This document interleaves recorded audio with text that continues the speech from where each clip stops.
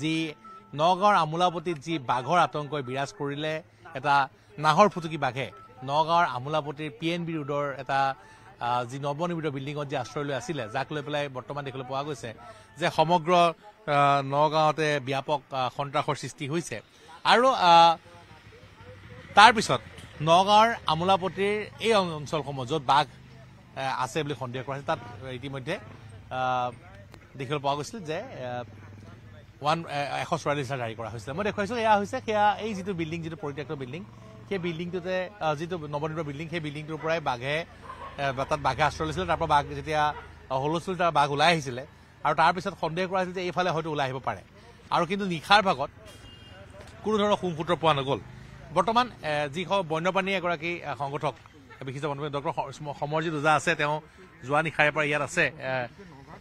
মানে কোনো প্ৰেচিডেন্স নাই ইয়াত আজিলৈকে কেতিয়াও আমি দেখা নাই এনেকুৱা শুনাও নাই আৰু আমাৰ দেউতাহঁতে এনেকুৱা কথা কেতিয়াও কোৱা শুনাই নাই যে ইয়াতে এটা বাঘ এটা থাকিব পাৰে এতিয়া আশা কৰিছোঁ যে মানে এনেকুৱা আৰু নহওক কিন্তু যিটো এইটো ক'ত পৰা আহিছে এইটো প্ৰশ্নটো সেইটো হৈছে কি আমি সঠিকভাৱে এতিয়া ক'ব নোৱাৰোঁ কথাটো কিন্তু যিবিলাক আমাৰ কিছুমান মানে এভিডেঞ্চৰ কিছুমান খবৰ পাই আছিলোঁ সেইটো হৈছে যে যোৱা 7-8 দিন ধৰি পেলাই পুৰণিগুদাম অঞ্চলত আপোনাৰ তাতে কিছুমান হাপা কিছুমান আপোনাৰ জহামাল তাৰপিছত আপোনাৰ ছাগলী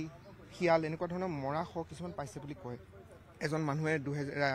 যোৱা বছৰ আপোনাৰ 29 তাৰিখে ৰাতি আপোনাৰ বাঘ এটা দেখিছোঁ বুলি চিঞৰ-বাখৰ কৰিছিল হৈ হাল্লা কিন্তু তাতে সেইখিনি আমি তেনেকৈ ভাবা নাই যে এনেকুৱা ধৰণৰ হ'ব পাৰে ঘটনা কিন্তু এতিয়া ভাবিছোঁ যে 18-20 কিলোমিটাৰ আঁতৰত সেইটো নদী কাষত কলং নদীৰ কাষতে সেইপিনেদি 31 ডিচেম্বৰ তাৰিখে যিটো পতাকা ফুটে ডিষ্টাৰ্বেঞ্চ এটা হয় সেইপিনৰ পৰা সেই ডিষ্টাৰ্বেঞ্চটো পাই পেলাই ওলাই গুচি আহি পেলাই কলঙে আহি পেলাই পুৱা ৰাতি যেতিয়া এইখিনি জেগাত পাইছেহি তেতিয়া ধৰক ইয়াতে এইখিনি জেগাত যেতিয়া এটা মানে পোহৰ হৈ গ'ল তেতিয়া সি এইপিনে আগুৱাই নগৈ পেলাই এইপিনে আহি পেলাই আণ্ডাৰ কনষ্ট্ৰাকশ্যন বিল্ডিংটোৰ এটা ৰুম এটা কোঠাৰ ভিতৰত দ্বিতীয় মহলাত সোমাই থাকি গ'ল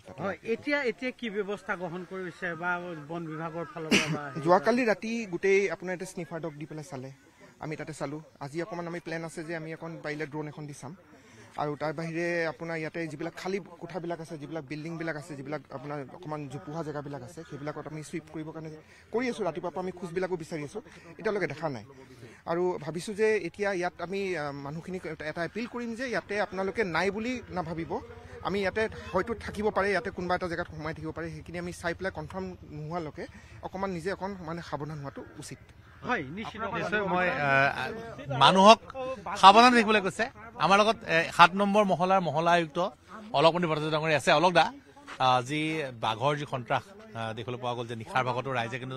যথেষ্ট ভয় খাইছে আপোনালোকে নিজেও হয়তো ভয় খাইছে কাৰণ আজিলৈকে বাঘৰ কোনো ধৰণৰ বহুত ভয় খাইছো ভয় নাখোৱাৰ কথাই নাই মোৰ নিচিনা মানুহ মই 6টা বজাত কালি ঘৰত গোটেই চব দৰ্জা মাৰি সোমাই গ'লো মই নহয় কালি চাওক মানে প্ৰশাসনৰ পিছত পুলিচ প্ৰশাসনে মোৰ লগত কণ্টেক্টত আছে আমাৰ বিভিন্ন আমাৰ যিমান ছচিয়েল মিডিয়া আমাৰ যিমান 7 নম্বৰ ৱাৰ্ডৰ গ্ৰুপ আছে চবতে দিয়া হৈছে যে গধূলিৰ ভিতৰত মানুহ চব ঘৰত সোমাই গৈছে দৰ্জা মাৰি পেলাইছে আপোনাৰ কুকুৰ নিজৰ পোহনীয়া জীৱ-জন্তু আছে চব ভিতৰত ঘৰৰ ভিতৰত সোমোৱাই দিছে তাৰপিছত ৰাতি আৰু এটা আকৌ মেছেজ দিয়া যে ৰাতিপুৱা প্ৰাতঃ ভ্ৰমণত যাতে কোনো মানুহ ওলাই নাহে গতিকে এটা সন্ত্ৰাস মানে একে মানুহবোৰে কালি ৰাতি ইঘৰে সিঘৰক ফোনাফোনি চলি আছে কিবা গম পায়নে ৰাতি 2 বজাত কিন্তু মই বাহিৰত কথা বতৰা মাত শুনি মই ওলাই আহিছোঁ ওপৰৰ গিৰিডলৈ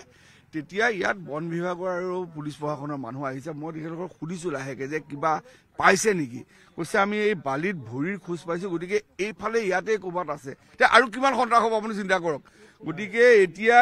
কৈ আছে তেখেতে প্ৰকৃতিপ্ৰেমী তেখেতে যে নাই ইয়াৰ পৰা হয়তো ওলাই গৈছে চাগে হয়তো তেখেতে ওলাই গৈছে বুলি কোৱা নাই এইটো মানুহ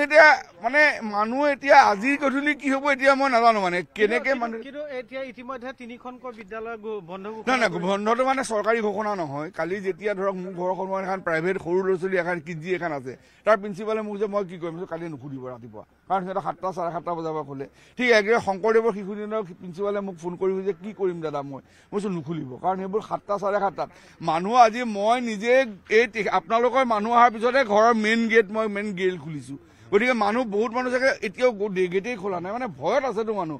এইটো মানে লকডাউনৰ পিছত আকৌ লকডাউন হোৱাৰ নিচিনা হ'ল 7 নম্বৰ ৱাৰ্ডত কালিৰ পৰা তেনেকুৱা এটা হৈছে আজি গধূলিৰ পৰিৱেশটো কি হ'ব মই নাজানো গতিকে মই বিচাৰিছোঁ যে ওলাই গৈছে যদি ভাল কথা যদিহে যোৱা নাই এতিয়া আচলতে বন বিভাগে আজিৰ দিনটোত কি ধৰণে তেখেতসকলে কি কৰে নাজানো কাৰণ ইয়াততো কোনো হাবি জংঘল নাই ন যে এই দিনত সোমাই থাকিব তেখেতে কোৱা মতে যে এইটো দিনত নোলায় তেতিয়াহ'লে সি হাফ ডাউন ঘৰৰ ভিতৰত সোমাই থাকিব লাগিব আপোনাৰ ঘৰবোৰ চেক কৰিব লাগে চাগে ক'ত কেনেকে আছে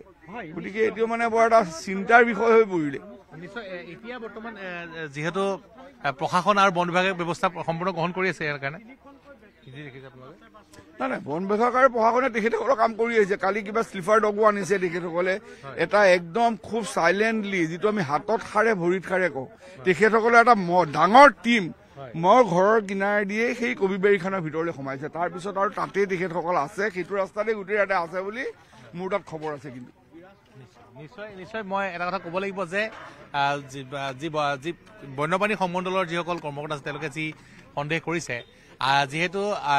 আজিৰ পৰা কেইদিনমান পূৰ্বে আজিৰ পৰা 4-5 দিন পূৰ্বে পুৰণি গুদাম তেলীয়া গাঁও ব্ৰহ্মচাৰী এই ঠাইবিলাকত শিয়াল কুকুৰৰ যি কুকুৰ মাৰি থৈ গৈছিলে আৰু সেই সময়ত এজন মানুহে বাঘ দেখিছিলে চিঞৰ বাখৰ কৰিছিলে আৰু সেই বাঘটোৱে হয়তো নগাঁৱলৈ আহিলে 31 ডিচেম্বৰ যেতিয়া খুব বেছিকে হুলস্থুল হ'ল হয়তো বাঘটোৱে ভয় খাই পেলাই এইফালে আহিলে আৰু আহি পেলাই হয়তো ইয়াত দেখিবলৈ পোৱা গৈছে যে নগাঁৱৰ আমোলাপতিৰ এই যিটো ঘৰ PNB ৰোডৰ এই ঘৰটোত আশ্ৰয় লৈছিলে আৰু তাৰপিছতে আশ্ৰয় লোৱাৰ পিছত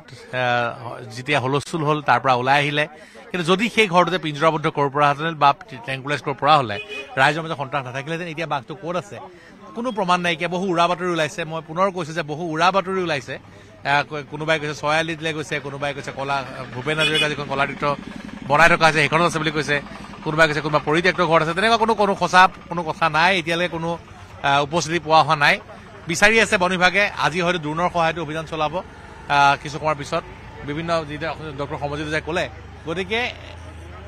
যিমান কথা ওলাই আছে বহু উৰা বাতৰি ওলাইছে ৰাইজ আতংকিত হ'ব নালাগে কিন্তু সাৱধান হৈ থাকক কাৰণ যিহেতু বাঘটো এতিয়ালৈকে কোনো ধৰণৰ সংসূত্ৰ পোৱা নাই গতিকে এতিয়াও সাৱধান হৈ থকাৰ প্ৰয়োজন আছে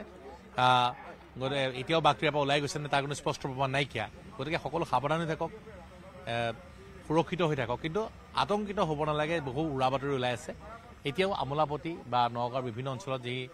বৰ্তমান দেখিবলৈ পোৱা গৈছে বন বিভাগৰ লোকসকলে অভিযান চলাই আছে বন বিভাগৰ কিছু সময়ত ড্ৰোন অনা হ'ব বিভিন্ন পৰিত্যক্ত যিসমূহ ঘৰ আছে সেই সময়ত গৈ পেলাই অভিযান চলোৱা হ'ব চোৱা হ'ব গতিকে ৰাইজে কিছু অপেক্ষা কৰিব লাগিব আৰু আজিৰ বিয়লি ভাগলৈ হয়তো কিছু খবৰ পোৱা যাব কাৰণ যিহেতু বন বিভাগৰ আৰু দল আহি আছে আমোলাপতিলৈ গতিকে তাৰ পিছত সকলো কথা পৰিষ্কাৰ হ'ব ধন্যবাদ